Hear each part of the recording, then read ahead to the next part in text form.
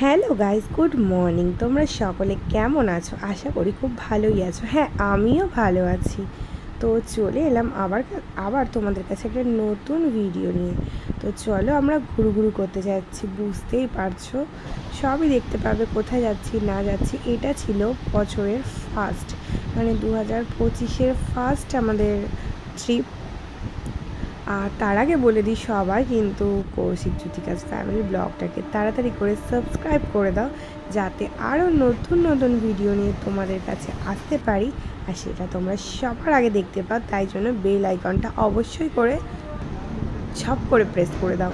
তো চলো, এবার নিশ্চয়ই অনেকে বুঝেই গেছো যে আমরা কোথায় যাচ্ছিলাম।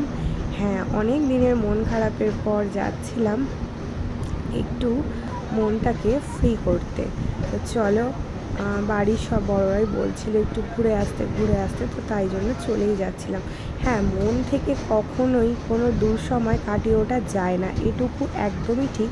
কিন্তু আমাকে এইটুকুও দেখতে হবে, আমার শাশুড়ি মা সবসময় একটাই কথা বলে যে বাড়ির কর্ত্রী তুমি, অতএব সংসারটাকে হ্যান্ডেল করতে হবে তোমাকেই, মানে বাড়ির বউদেরকেই। সবসময় সব কিছুই তো বাড়ির বউদের দিকেই ঠেলে দেওয়া হয়। তো চলো, যাই হোক, অবশ্যই সংসার যখন ট্যাগেল করছি আমি, সব কিছু তো আমাকেই হ্যান্ডেলিং করতে হবে। তাই জন্য শাশুড়ি মায়ের কথা মেনে নিয়েই আমি আমার নতুন করে জীবন শুরু করতে পৌঁছে গেলাম আমার স্বামী সন্তানকে নিয়ে। কোথায়? ইয়েস, দীঘায়। হ্যাঁ, একটু মাইন্ডটাকে ফ্রেশ করতে আমরা চলে গেছিলাম দীঘায়। আর আমরা সির্ফ 3 জনেই গেছিলাম এই জায়গাটায়, কারণ 3 জনকে 3 জনের মতো করে ছেড়ে দেওয়া হয়েছিল, তাই জন্য আমরা আবার 3 জনে চলে গেছিলাম। তো চলো, আমাদের একমাত্র রাজকন্যাকে নিয়েই আমাদের ভবিষ্যৎ, এইটুকু ভগবান বুঝিয়ে দিয়েছে। তো সেটা নিয়েই আমরা কাটাতে চেয়েছিলাম, যদিও বা ভগবান একটা, জানি না, অত্যাধিক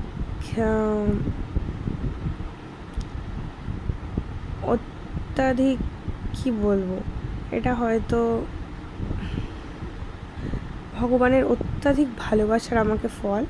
যাই হোক, সব সময় নাকি শুনেছি যে ভগবান যত সুখ দেয় সামান্য একটু দুঃখও দেয়, যার জন্য এই দুঃখটা হয়তো না হওয়ারই ছিল।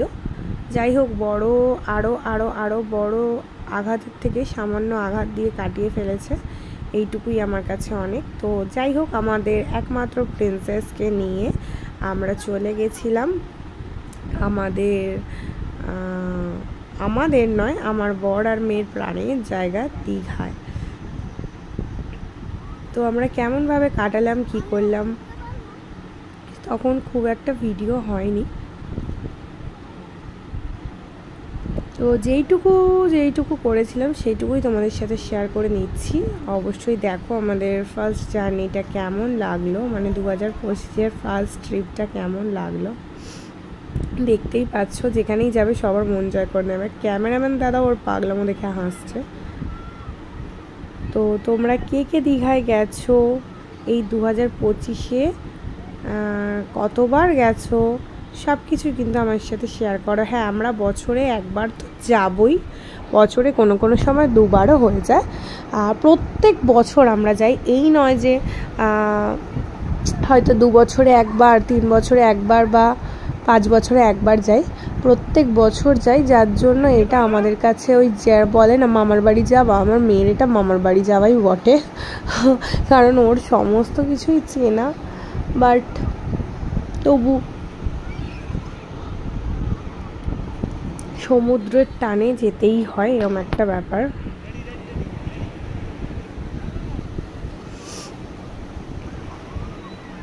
কারণ সত্যি কথা বলতে আমি দূরে যেতে প্রচণ্ডই ভয় পাই, কারণ আমার জার্নি জিনিসটা খুব ভয়ের।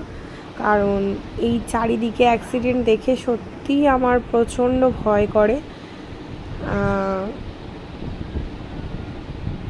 যার জন্য আমি একটু দূরে যেতে খুব ভয় পাই। তবে হ্যাঁ, দূরে আর কোথায় যাব বলো, আমার দীঘা, পুরী, গ্যাংটক, নৈনিতাল, অনেক জায়গায় ঘোরা, যার জন্য আমার বেসিক্যালি আর কোথাও যেতে সত্যিই ভালো লাগে না। আর এখন মেয়ে বোঝে, বাট আরেকটু বড় হলে, যখন সবটাই বুঝতে শিখে যাবে তখন নিয়ে গেলে আমার মনে হয় আরেকটু বেটার। তো আমরা এইভাবে এনজয় করেছিলাম। আর আমার স্টাইল কুইনকে দেখো, স্টাইলিশ কুইন, সে তো একদম সত্যিই পাপার কুইন। দেখতে পাচ্ছ আর্টগুলো। আর এখানে আমরাও কোথাও একটু ছবি তুলে নিয়েছিলাম। কি করব বলো, দুদিন থেকে তো সুদিনে আসতে হবে, ফিরতে হবে, যার জন্যই দেখো এই চলছিল। আবার তার মানে সে সব কিছুই আলাদা আলাদা করবে, এরকম একটা ব্যাপার। আর তার পাপাও তাকে অলরাউন্ডার বানাবে। তো যাই হোক, অলরাউন্ডার বানাবে 100 বার। স্মার্ট বানানোটা অত্যাধিকই ভালো, বাট স্মার্ট হতে হতে সেটা লিমিট ক্রস করে যাওয়া কখনোই ভালো না। এইটুকুই চাইবো। হ্যাঁ, মুখের ওপর সবাইকে পাল্টা জবাব দেওয়ার আজকালকার দিনের যুগ, সেইটুকু দেওয়াটা আমি বলবো ভালো, বাট গালাগালি দিয়ে কথা বলা বা দেখবো, চেষ্টা করবো যাতে এইগুলো না বলে, বা বাবা মাকে অপমান করা যাতে এইগুলো না করে, বা বড়দেরকে অপমান করা। হ্যাঁ, এইটুকু জানি আমার বাচ্চা যেটা বলে স্ট্রেট কাট বলে দেয়, বাট কাউকে অপমান করে কথা বলা আজ অবধি করেনি, বা বাবা মাকে গালাগালি দেওয়া, বাবা মাকে নাম ধরে ডাকা, এই সবগুলো এখনও অবধি নেই। আশা করছি এখনও যতদিন পারবো সামলে রাখবো।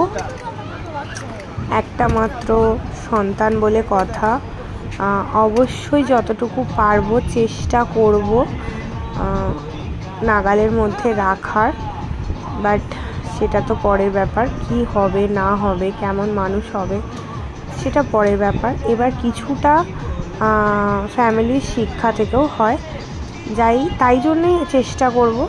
যদিও বা আমরা দুজনের মধ্যে কেউই কাউকে গালাগালি দিয়ে কথা বলা বা বিচ্ছিরি ব্যবহার, মারামারি, লাথালাথি এসব করি না। আশা করি সেটা আমার বাচ্চাও শিখবে না। এরপরে তো সেটা কপাল, কি হবে, অতএব পুরোটাই ছেড়ে দিয়েছি কপালের ভরসায়। তো চলো, অনেক কিছু জ্ঞান দিয়ে ফেললাম। এটা সবারই জেনে রাখা, শুনে রাখা উচিত, যার জন্যই বললাম, ভেবো না জ্ঞান দিয়েছি। আবার তোমাদেরও যদি কিছু অ্যাডভাইস থাকে অবশ্য করেই আমাকে জানিও, সেইটুকু আমি মেনে চলার চেষ্টা করব।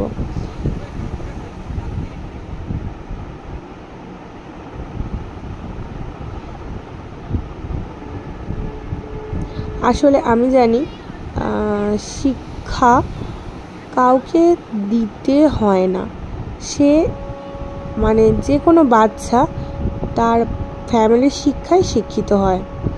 অতএব নিজেরা যদি একটু ভালোভাবে চলা যায়, আশা করি বাচ্চা ভালো শিক্ষাই পাবে। তো যাই হোক, চলো, এখন এটা ছিল আমাদের ডিনার। তো ডিনারে অবশ্যই, যেহেতু বিরিয়ানিটা সবাই ভালোবাসে, যার জন্য বিরিয়ানি। বাট আমার মেয়ে একটু ছেড়ে বসে খায়, তো না আমরা একদিন গিয়ে পরের দিনই চলে আসিনি, এটা একদমই নয়। তো যাই হোক, জাস্ট একটু কাটা ভিডিওগুলো করেছিলাম, তো তাই জন্য এইটুকুই মানে ক্লিপগুলো তোমাদের সাথে ছিল, তাই ধরে রাখলাম। কারণ প্রতি বছরই যাই আর প্রতি বছরই সেই একই ভিডিও ছাড়া, যার জন্য কিছু আর তখন মন মাইন্ড ঠিক ছিল না, তাই জন্য কিছু ক্লিপ তোমাদের সাথে জাস্ট ধরে রেখেছিলাম, তাই সেগুলোই শেয়ার করে দিলাম। তো চলো, বাড়ি চলে আসছি।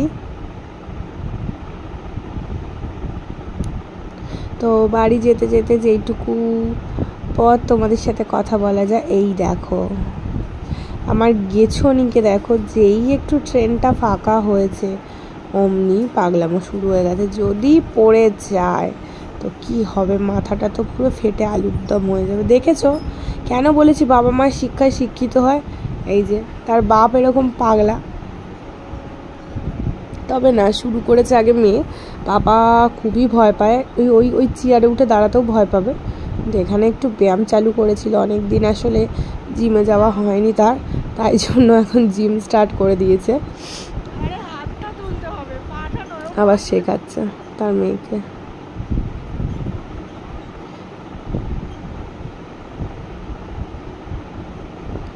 লম্বু সিং হয়ে যাচ্ছে মেয়ে দিন দিন। তো লম্বু সিংকে শুধু আড়ে বাড়ে না, আর লম্বুতে বেড়ে যায়। দেখো জিমনাস্টিকটা দেখো, তার কোনো প্রাণে ভয় নেই। এটা তো অনেক ছোট থেকে উঠছে, প্রাণে কোনো ভয় নেই। যে ওঠায় সে বলে সত্যি এই একটা বাচ্চাকে দেখেছি, মানে সেও তাকে চিনে গেছে যে আর কি মেশিনটা চালায়। বলছে ওকে আমি দেখেছি অনেক বাচ্চারা, মানে ওর মতো বয়সে এসে অনেক বাচ্চারা ভয়তে লাস্ট অবধি বলে নামিয়ে দাও, জেঠু বা কেউ কাকু বা কেউ দাদু যাই হোক বলে নামিয়ে দাও। আর এর প্রাণে কোনো ভয় নেই, সত্যি ওর প্রাণে একটু ভয়টা কম।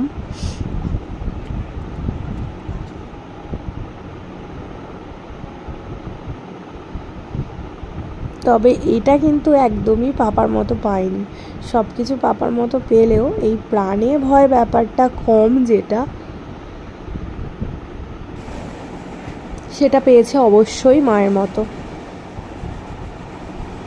কারণ তার মাও হচ্ছে গিয়ে ছনি গাছে উঠতে, ডালে উঠতে, পাঁচিলে উঠতে ওস্তাদ, বাট এখন চেহারাটা ভারী হয়ে যাবার কারণে আমি আর উঠি না। তো আজকের মতো টাটা।